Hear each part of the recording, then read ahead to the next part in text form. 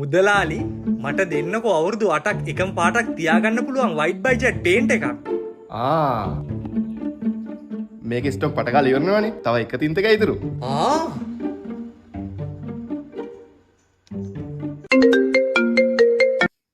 Hello පොඩි පුතේ ටක් ගාලා බේකරි අයියට ගිහිල්ලා කියන්න white budget stock ඉක්මනට ඉවර වෙන සීන් එකක් තියෙන එකක් ඉක්මනට අරන් යන්න කියලා.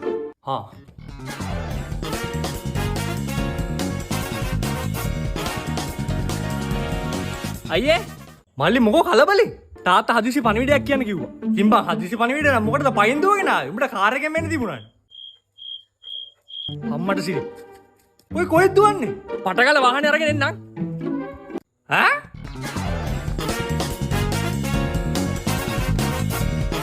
කො පණිවිඩය කිව්වද?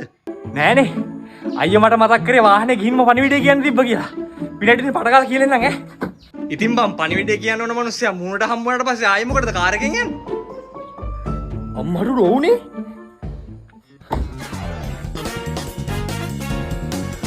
අයියේ යකෝ පණිවිඩය නෝ කිය මොකටද දිව්වේ? වාහනේ අරගෙන එන්න ගියේ. මට තාත්තා කිව්වා මතක් වුණේ පණිවිඩය කියන්න ඕන මිනිස්සයා මූණට හම්බ වුණා ආයෙ මොකටද වාහනෙන් එන්නේ කියලා. ඉතින් බං උඹ මේ ආයිසර පයින් දුවගෙන ආවේ උඹට වාහනෙන් මෙන්න තිබුණා දෙවෙනි පාරට හරි. අම්මට සිරි පර කොයි දුවන්නේ? වාහනේ අරගෙන විනාඩියක් දෙන්න.